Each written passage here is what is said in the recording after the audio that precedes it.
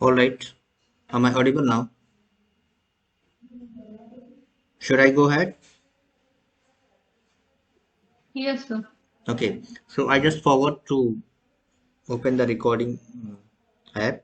Now you see, we were talking about her style, and she was very much famous for her slant writing.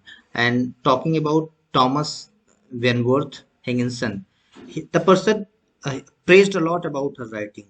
He praised a lot about the innovation that she has started in her writing, but also suggested her not to publish her work. ये बात इन्होंने इनको suggest किया and she followed it. This may be one of the reason that she has not tried to publish her writing. And one more thing, that she has vision problem when at the age of 30. इसको एक और fact आप याद कर सकते हैं, John Milton को भी विजन प्रॉब्लम था at the age of 44 I think.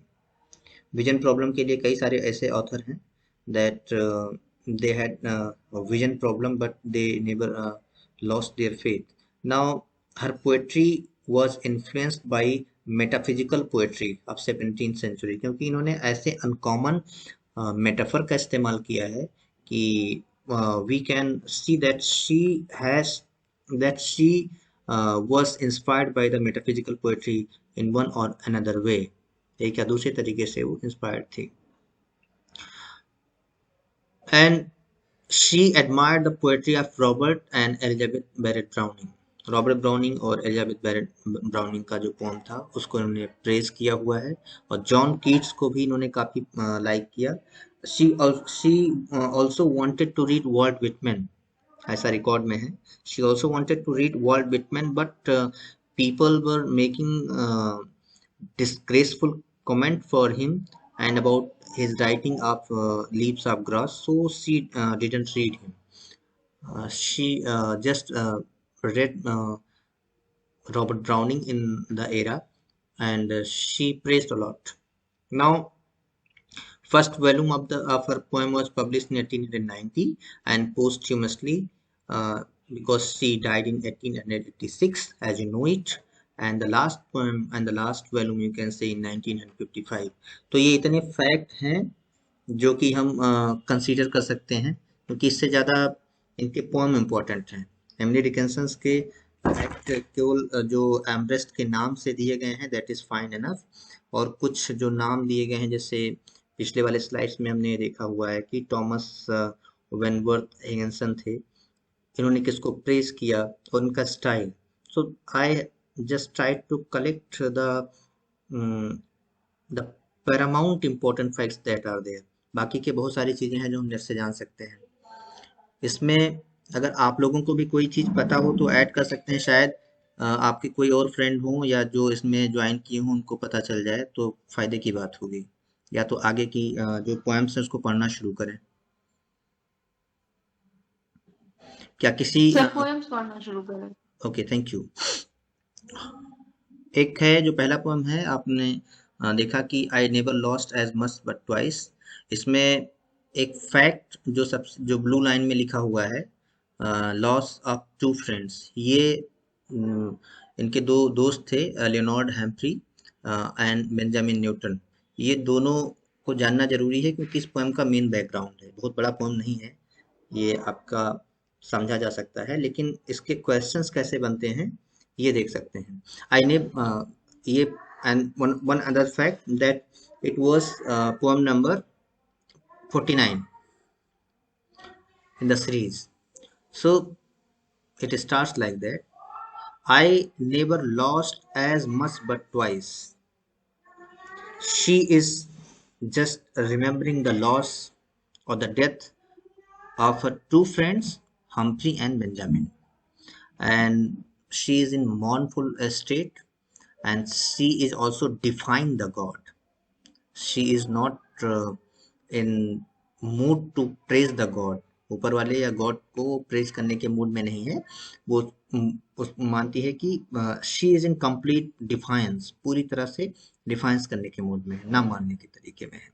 I never lost as much but twice, and that was in the sort. Sort का एक मीनिंग होता है जिसमें टर्फ होता है, TURF.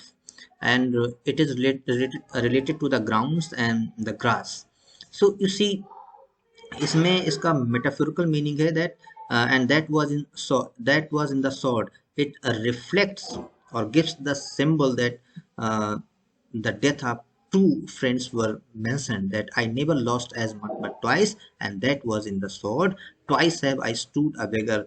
And you see, दोस्त बड़े इंपॉर्टेंट होते हैं जीवन में, वो चाहे कोई घर का बन जाए या बाहर का बन जाए। एक जिंदगी के एक पड़ाव पर पहुंचने के बाद में हमको एहसास होता है कि friend is very important, and not the friend who just mention that I am your friend और you are my friend, friend who are really cares about everything. They comes beyond the set rules and regulations of societies and everything. So एक ऐसा दोस्त जो एमरेस्ट में पूरी तरह से कैद थी, उसके पास केवल दो दोस्त थे। एंड वो क्या बोलती है कि twice have I stood a beggar and she become beggar. It means she had nothing. Everything was lost, and nobody was there when she lost her two friends before the door of God, and she was in front the door of the God. Why?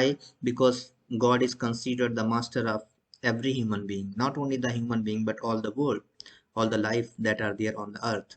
So she prayed a lot for the life of those two persons, but she was not able to uh, bring their life back, and she was like a beggar. Angels twice descended. जो angels थे दो, descended का मतलब तो आपको पता है कि नीचे की तरफ आना, असेंड का मतलब ऊपर होता है।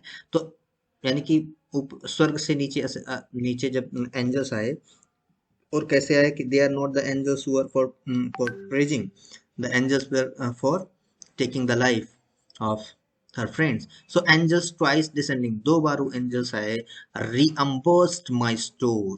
reimburse का मतलब तो होता है we know it, कि जब कोई फीस reimburse होता है तो पूरा का पूरा पैसा हमारा आ जाता है वापस। तो उसी तरह से giving or taking everything back. So they reimbursed my store. She is talking about the store. The store were nothing but the feelings that were related with the friends Leonard Humphrey and Benjamin Newton, and she lost it because angels took them and left their dead body on the earth. Burglar, banker, father. You see, burglar क्या होता है? Burglar होता है कि the person who snatches everything, and the person who snatches without rules and regulation, घर में घुस के सारी चीजें निकाल देता है। तो वही बोलती है, गॉड को उसने बर्गलर बोला है। Burglar, banker, father. the symbol of the father is just like God. I am poor once more, now I'm again poor. So मैं फिर से गरीब हो गई। इसमें एक ओपन एंडेड क्वेश्चन है, थोड़ा सा मैं आपके साथ डिस्कशन करना चाहूंगा, क्योंकि ये एडवर्टीजमेंट 47 में एक क्वेश्चन आया था कि how many losses are discussed and how many losses are there in I never lost as much as but twice. तो आपको क्या लगता है इसमें कितने लॉस की बात की गई है? सर उसका आंसर टू 3 था। टू हाँ, है उसका आंसर। 3 सर, 3 कितना है? सर, 3 है 3 या 2 है? 3 टू है नहीं सर। 3 है आंसर 3 है सर, लेकिन ये नहीं पता कि कैसे है। सर, उसका आंसर तो 3 था। हाँ ये सर, ये लास्ट लाइन में जो लिखा है I am poor once more, इसका मतलब तो 2 बार वो लॉस हम्म किया उन्होंने और तीसरी बार फिर से वो अच्छा। ये लेकिन एक्सप्लेनेशन में, रिटर्न में कहीं भी क्या आपको ऐसा मिला है कि जहाँ पे 3 लिखा हो? नहीं सर, नहीं मिला है ना, क्योंकि जब आप कोई क्वेश्चन के लिए ग्रीवांस डालते हैं तो उसमें आपको रिटर्न डॉक्यूमेंट्स का सपोर्ट देना पड़ता है। हम लोगों ने 2 डाला हुआ था, I remember it, I answer 2 twice, लेकिन Excuse उसमें me, sir. Yes sir poem जो है पास्ट में दी गई है सर, लेकिन लास्ट सेंटेंस प्रेजेंट में है, क्या है सही? ये सारी चीजें मतलब हम लोगों ने 6 महीने तक डिस्कशन किए थे, कुछ क्वेश्चंस पे एक ग्रुप बना हुआ है, अगर आप लोग उसमें से कोई हो यूपीएचएससी 47, तो जब we were the aspirant for 47, तो उस टाइम पे ट्वाइस थ्राइस ट्वाइस थ्राइस के बहुत ज़्यादातर लोगों ने ट्वाइस कह दी क्योंकि ट्वाइस ही लिखा था। थ्राइस का भी था क्योंकि थ्राइस इस पोम को पढ़ने के बाद में हमको पता चलता है कि 3 है, नो डाउट, क्योंकि I never lost as much, but twice ये तो 2 हो गया। और लास्ट में जो बात आ रही है, I am poor once more, so ये लाइन ओपन एंडेड है, and all the written documents or the available documents on internet, almost 99.999% are supporting twice. तो इसका आंसर अभी भी अनआंसर्ड ही है, जबकि इसको पढ़ने के बाद में कंप्लीटली दिखा रहा है कि देयर आर 3 लॉस।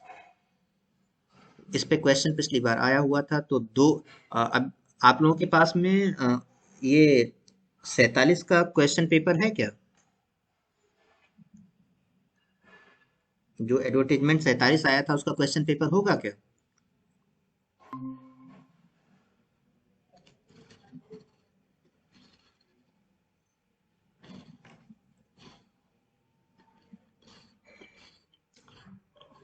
मेरी आवाज आ रही है?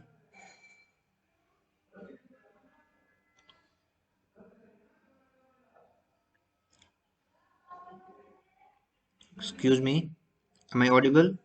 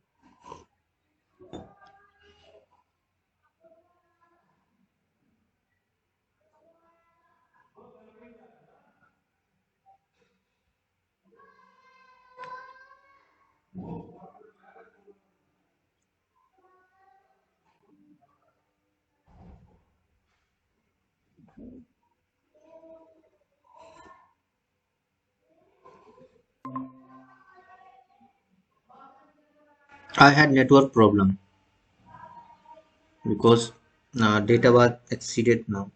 So एक आपसे एक क्वेश्चन पूछा था, आर यू देयर? आप लोग हैं? Yes sir. आप लोगों में से किसी के पास में जो ऑफिशियल आंसर की आई हुई थी यूपीएचएससी 47 का, वो है क्या, या वो क्वेश्चन पेपर है आप लोगों के पास? सर क्वेश्चन पेपर है सर, ऑफिशियल की तो नहीं है। मेरे पास रिकॉर्ड में होएगा, मैं एक बार देखूंगा, अगर मुझे इसका आंसर, मुझे ये भी याद नहीं है कि इसका कौन सा माना गया था बाद में, तो I let you know. But ये आप जाने कि most of the return resource are supporting twice, लेकिन इसमें थ्राइस के चांसेस हैं। आगे बढ़ते हैं। सर थ्राइस ही था। आंसर थ्राइस है, श्योर? Yes sir. अगर ऐसा है तो थैंक यू, क्योंकि मैं उस आंसर से अपडेट नहीं हूँ। If it was thrice then well, बढ़िया है, क्योंकि थ्राइस में थ्राइस और ट्वाइस दोनों का दिया गया था। अब इसमें रिटर्न डॉक्यूमेंट्स में किस तरह से सपोर्ट, इसको ग्रेवांस में डाला गया था, इसका आंसर अगर थ्राइस आया है। Are you sure about thrice?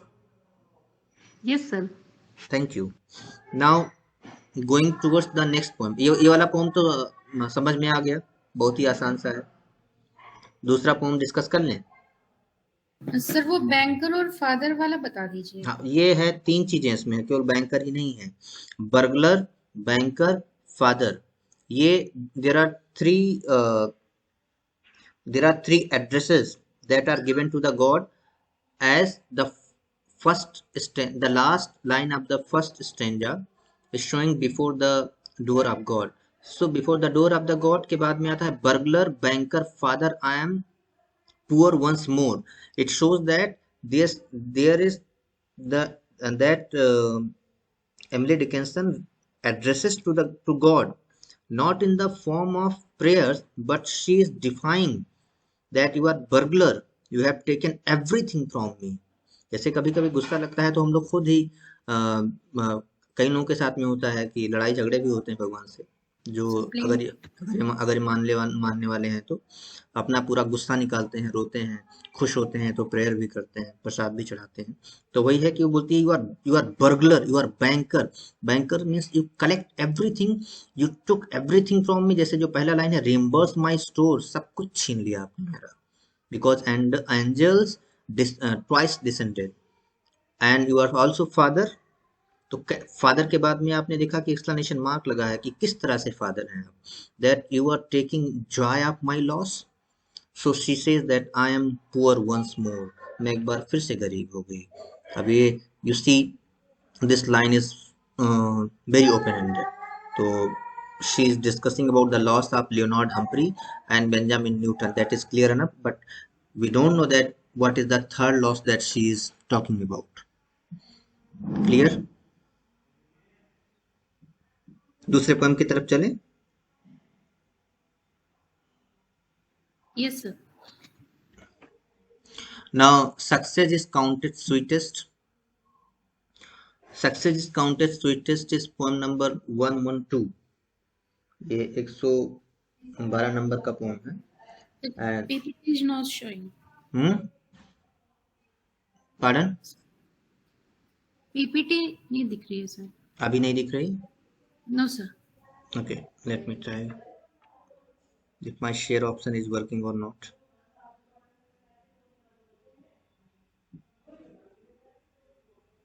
Actually वो नेटवर्क का प्रॉब्लम हुआ था, उसके बाद में मुझे लग रहा है। Is it visible now? अभी दिख रहा है? Yes sir. Okay. The name of the poem is Success is Counted Sweetest, and this is poem number 112, and it was published in it was written in 1859 and published in 1864. So the sir जो इससे पहले वाली poem थी वो सिर्फ उतनी ही थी क्या? हाँ, बस उतनी ही है। Okay. क्योंकि ये सब आपने ये बात बोला तो एक बात और बता दूं कि she is very famous for the short poems. She has not written the long और द लॉन्गेस्ट पोएम। बहुत ज्यादा लंबा पोएम नहीं लिखा, बस छोटे छोटे पर। होता क्या था कि घर के जो सामान खरीदा जाता था, कुछ पर्चियां आती थी घर में, तो जो पर्चियां पड़ी रहती थी उसी पे अपना पोएम लिख देती थी। उनको लिखने के लिए कागज भी नहीं मिलता था। तो ये सारी चीजें कलेक्शन हुई। डेथ के बाद में हाँ, एक काम करती थी, सुई और धागे से स्टेपल कर देती थी जब कोई पोम कंप्लीट होता था। हाँ, एक चीज मैं आपको बताना भूल गया, बहुत सही आपने ये पूछ भी लिया। इसमें एक देखिए, आपको पीपीटी में दिख रहा होगा फेसिकल्स, दिख रहा है क्या? Yes sir. Yes sir. इसका मतलब क्या होता है? ये पहले इनके पोम्स को ऐसा माना जाता था, they are in bits and pieces and they are part of some novel और they are part of some anthology, because it were always knitted down by needles। यानी 6 पोएम अगर लिखा हुआ है तो उसको एक साथ में निट करके छोड़ दिया था। तो ऐसा लगा लोगों को शुरुआत में कि it is the part of some anthology, but later they came to, and it was not in any chronology। कोई भी पोएम किसी क्रोनोलॉजी में नहीं था, तो उसको ये नाम दिया गया फेसिकल्स। तो ये भी एक टर्म है जो कि इनके रेफरेंस में कभी पूछा जाए तो आप अवेयर रहेंगे। Now coming on the poem Success is Counted Sweetest, poem number 112. The background of this poem is that a person who got failure is more experienced than the person who got success in one hit। यही इसका पूरा का पूरा theme है कि जो एक hit में सक्सेस पा गया, the person can not understand the beauty, the meaning and the real essence of the success itself. But the person who lost it, the person who couldn't get it, can feel it more. जैसे ये है कि जिसके पास आंखों की रोशनी नहीं होती है, वो आंखों की रोशनी की वैल्यू ज्यादा समझता है। The person who has something, it is they usually take for granted. वो कई सारी चीजों में है। Sometimes it is in the form of the material, हमारे पास कोई चीज है, उसकी वैल्यू हम नहीं समझ पा रहे हैं, कोई उसके लिए तरस रहा है। Sometimes in the part of the relationship, कभी कभी होता है कि people are in a good relationship but they don't value it. So ये सारी चीजें आप जब इसको भी हम लोग डिफाइन करना शुरू करते हैं, चर्चा करते हैं, तो समझ में आएगा। तो see starting the line, success is counted sweetest by those who never succeed. पहली लाइन ही बोल रही है कि success is very dear to the person who couldn't get the success. To comprehend a nectar requires sorest need. इसमें एक word का मतलब आना बहुत जरूरी है, सोरेस्ट। दिस जैसे होता है अल्टीमेट डिजायर, आप समझ सकते हैं यहाँ पे सोरेस्ट का मतलब। तो नेक्टर समझते हैं, नेक्टर इज समथिंग, दो चीजें होती हैं नेक्टर का। One nectar where you fill something and one nectar when you take something. यानी कि जैसे अगर हम मधुमक्खी के छत्ते की बात करें तो जितने भी रस होते हैं वो सारे नेक्टर्स में होते हैं, यानी जो छोटे छोटे पार्ट्स होते हैं। You see the two comprehend a nectar requires sorest need from taking essential parts or taking the essence from somewhere. You need a sorest, you should have a sorest need, the powerful desire. So इसका मतलब the first stanza says that success is success is counted sweetest by those who never succeed. The person who couldn't see the beauty of the success can understand the value of the success more. And if somebody really wants to take the worth, the essence from anywhere, from the nectar, then he needs sorest desire, powerful desire to take it. यानी कि पहली line एक concept को बता रही है, पहली दो लाइन, और दूसरी लाइन क्या कर रही है, उसको जस्टिफाई कर रही है। That is it. Now the stanza number second, बढ़े? Can we? Yes, sir. Okay. Not one of all the purple horse. Purple horse को समझने की, पर्पल हॉर्स जो है उस पर थोड़ा सा डिस्कशन करेंगे। Not one of all the purple horse who took the flag today can tell the definition so clear of victory. Not one of all the purple host. You see, क्या ये edit, क्या ये pome सही लिखा हुआ है? तो थोड़ा सा डाउट हो रहा है हमें। Just wait for a while, let me go to internet. सही कहा सर। सही पे है? आपके पास टेक्स्ट है इसका? Yes, sir. Okay, going now. So not one of all the purple host. Purple host, but the color purple is for the royalty. The color purple is for victory. So here is the reference that not one of all the purple host, the person who had tasted the victory, who took the flag today, the person who is holding the flag of the victory, can tell the definition so clear of the victory. This is not important that the person who is celebrating the victory can tell the meaning of the victory. In fact, sometimes leaders are holding the flag, but the losers or the person who fought for that, they lose their life, they know it better than the person who is holding the victory. उसको आगे बोला गया है कि as he defeated, dying on whose forbidden air, as the person who is dying on whose forbidden air the distant strain of triumph burst agonized and clear. The person who is holding the flag, the person who is celebrating the victory, cannot tell the definition of the victory, cannot define the value of the victory as the person who is dying, as the person who can just hear the drum that are the drum of the victory. जैसे जब लड़ाई होता है, पुराने time की बात है अगर, कि लड़ाई अगर होती है तो ड्रम बजाया जाता था जीतने का। as the person who is just listening the drum, which is like it is bursting and agonized and clear. It is like it is giving pain to him, because इसमें दो मीनिंग है। one, if he lost he is the soldier of the army who lost the war, and or he is the soldiers of the army who won the war. कोई अगर जीतता है और उसमें अगर पार्टिसिपेट नहीं कर पाता है तो उससे ज्यादा दुख की बात उसके लिए नहीं है, और कोई हारता है उसके सामने ही अगर जीत का सेलिब्रेशन किया जाए तो उससे ज्यादा दुख की बात उसके लिए नहीं है। इसको आप क्रिकेट मैच से भी देख सकते हैं, एक टीम रो रही होती है, दूसरा सेलिब्रेट कर रहा होता है।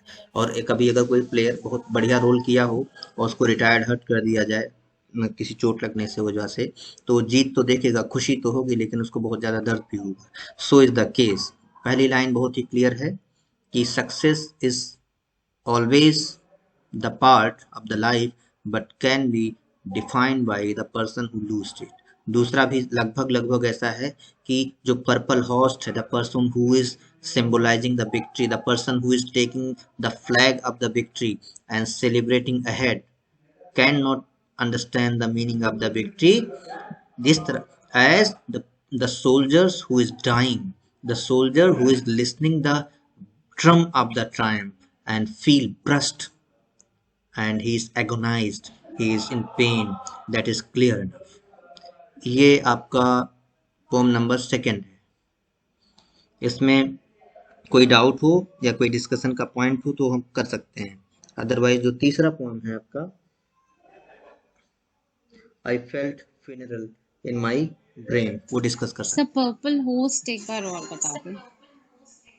हाँ, purple host, you know the purple is the colour of the royal, the purple is the colour of the victory. जो जीतता है, जो कोई चीज सेलिब्रेट करता है, उसका कलर है पर्पल, क्योंकि एमिली डिकिंसन के कई सारे पोएम में पर्पल कलर का इस्तेमाल किया गया है और उस कलर को उन्होंने विक्ट्री के लिए सिंबलाइज किया हुआ है, उसको रॉयल्टी के लिए सिंबलाइज किया गया है, क्वीन के लिए सिंबलाइज किया गया है। तो as per the title of the poem the success is counted sweetest, इसमें हमने ये मीनिंग निकाला है कि not one of all the purple host. Host और गेस्ट का मतलब तो पता ही है कि हम जब होस्ट होते हैं, we are celebrating something, we are ahead. The person who is holding the flag of the victory, यानी कोई जीता है तो झंडे को आगे लेकर के चल रहा है, अगर वो he is from the royal family और he is from the winner army, then he can not tell the definition of the victory. यही बात इसमें बोली गई है। तो पर्पल होस्ट को अगर आप 2 लाइन में या 2 वर्ड में समझना चाहें तो आप ये सोच सकते हैं कि विनिंग आर्मी और the royal army. Thank you. Anything else?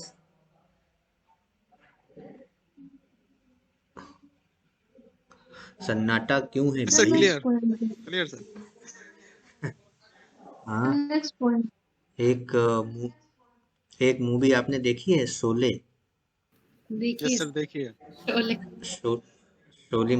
Sholay movie का ये डायलॉग, इतना सन्नाटा क्यों है भाई? हाँ, सो अगर लगे कि हाँ कोई चीज ऐड करना है तो यार मोस्ट वेलकम, मेरी भी जानकारी बढ़ जाएगी, क्योंकि बहुत दिनों से इसका जो बहुत ही डिटेल्ड स्टडी है वो चीजें नहीं करी। हाँ, लेकिन ये है कि जो नोट्स पड़े हुए हैं पुराने, they are worthwhile to go with these poems. Now, coming on third and the last poem of today's class.